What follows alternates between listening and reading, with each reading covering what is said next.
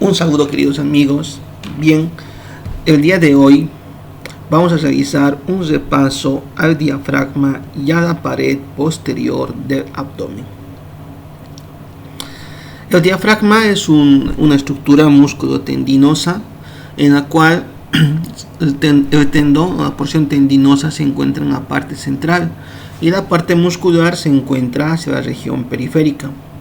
Esta parte muscular que está fija principalmente al esternón, a las costillas y a la columna vertebral.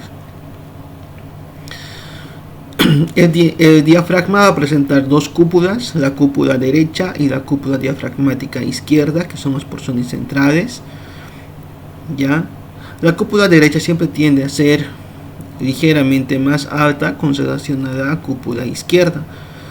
¿A qué se debe esto? Principalmente por la relación estrecha que guarda con el hígado, que se encuentra a nivel del hipocondrio derecho.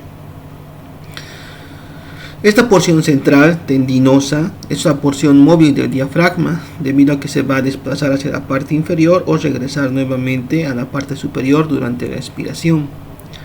¿Ya?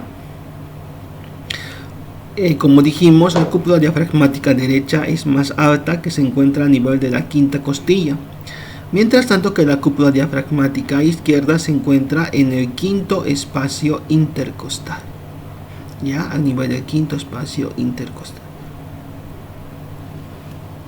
El diafragma va a contar con dos pilares, uno que es el pilar derecho del diafragma, que es el más grande, y el pilar izquierdo del diafragma. Cuando vemos al pilar derecho, miren, el pilar derecho va a formar por sí solo el hiato esofágico, ¿ya?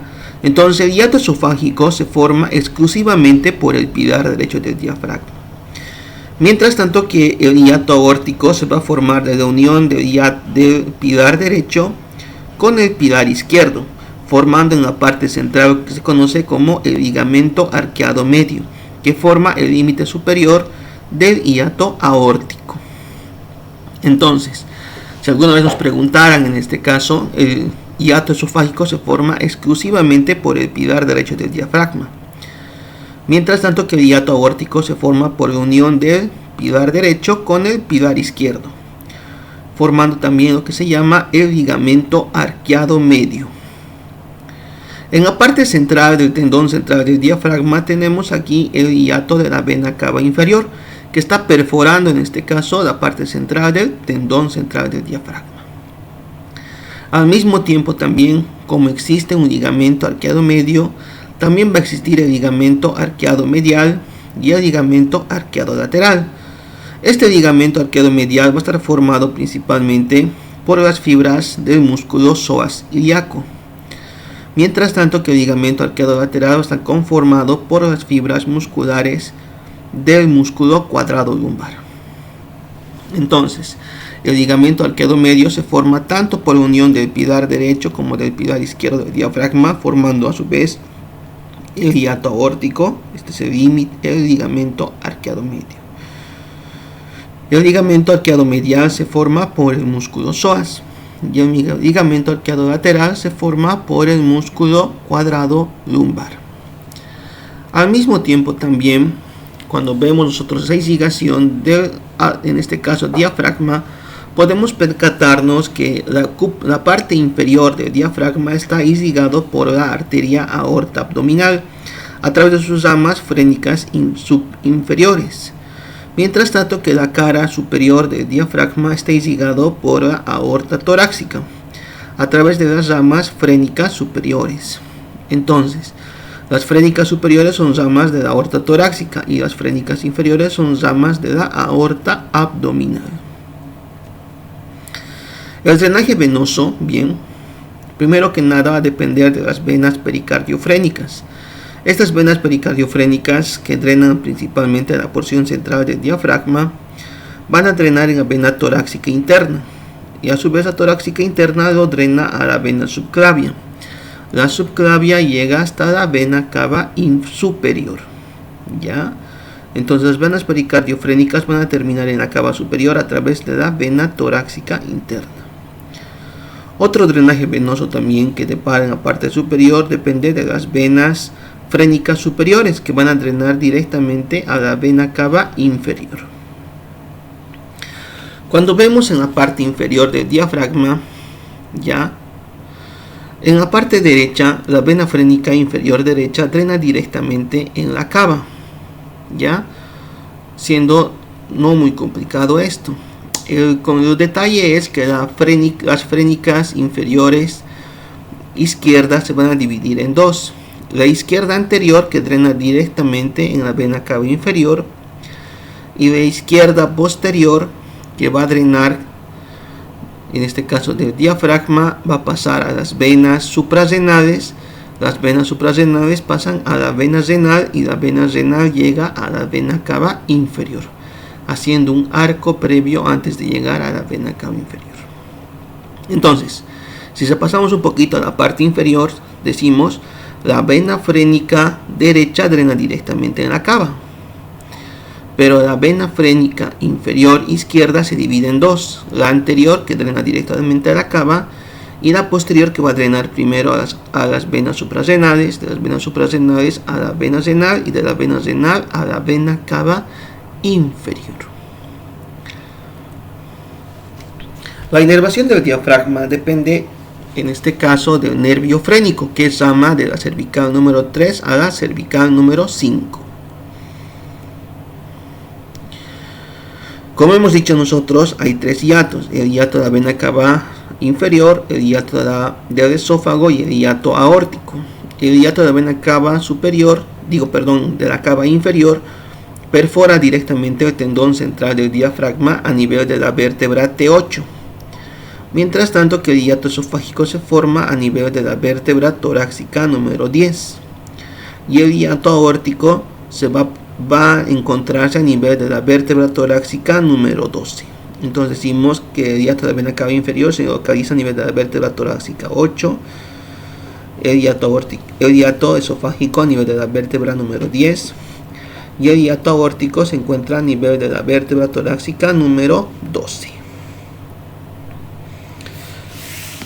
La pared posterior del abdomen.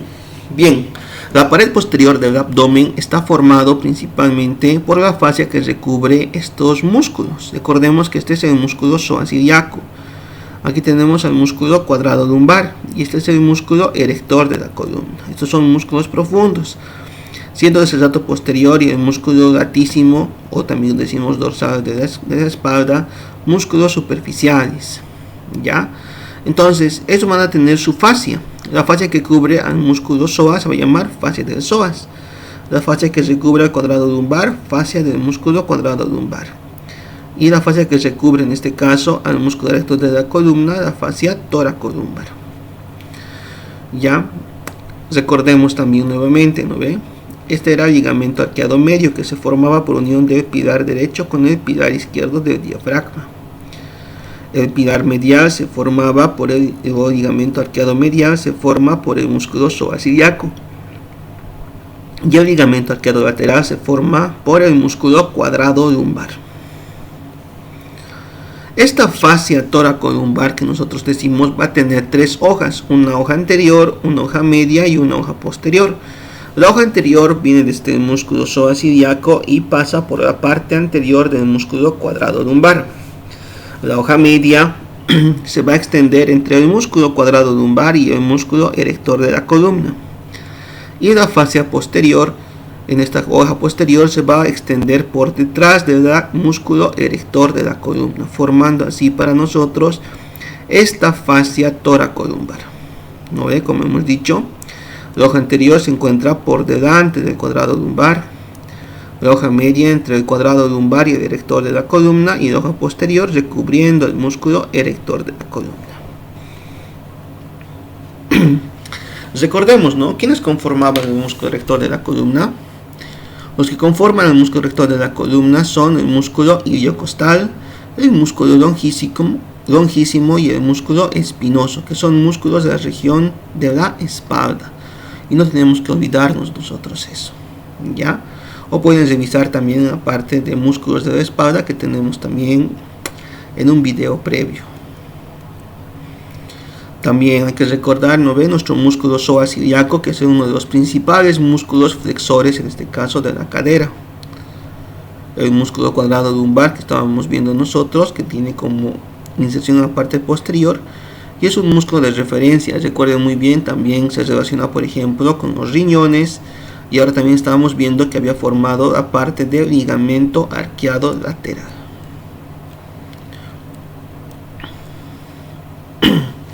Bien, viendo los nervios de la pared posterior del abdomen, vamos a ver en este orden. Primeramente al nervio subcostal, que recordemos que es rama de la torácica número 12.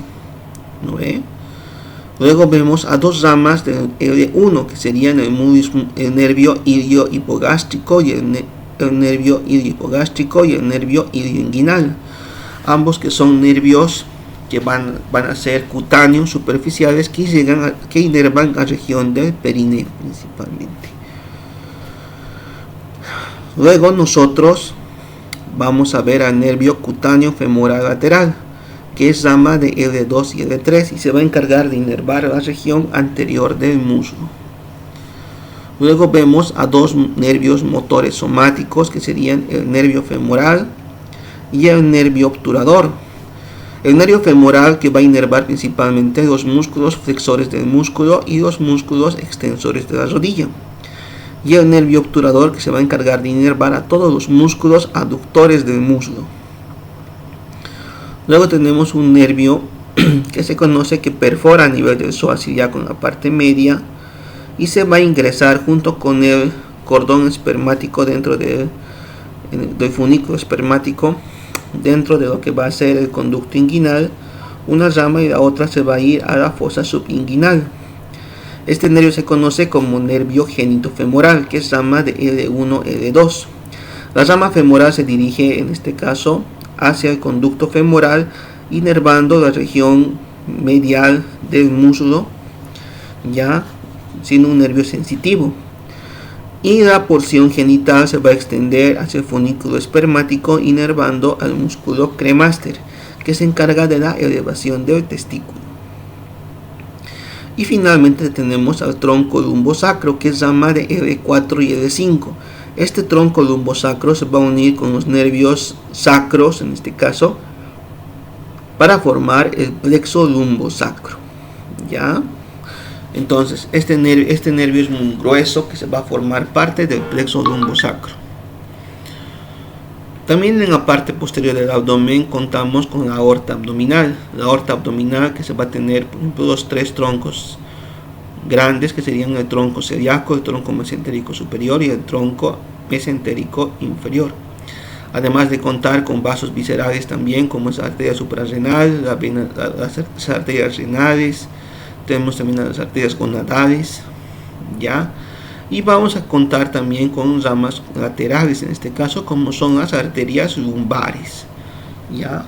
Esas van a ser las ramas, por ejemplo, que tenemos dentro de la aorta abdominal. La vena también, tenemos aquí a la vena cava inferior, que se forma por la unión de las venas ilíacas derecha e izquierda, ¿no? Y vamos a contar además en este caso con las venas lumbares, que drenan la sangre de la parte posterior del abdomen. También tenemos que hablar que en la parte posterior del abdomen vamos a tener una gran cantidad de plexos, principalmente de nódulos linfáticos, principalmente rodeando a la arteria y a la vena ilíaca. Luego tenemos los mesentéricos inferiores, los mesentéricos superiores, los ganglios celíacos, todos estos que van a drenar a la cisterna del quilo, que es el principal receptor linfático de todo el abdomen. Bueno, eso sería todo, queridos compañeros. Ya, nos vemos en la...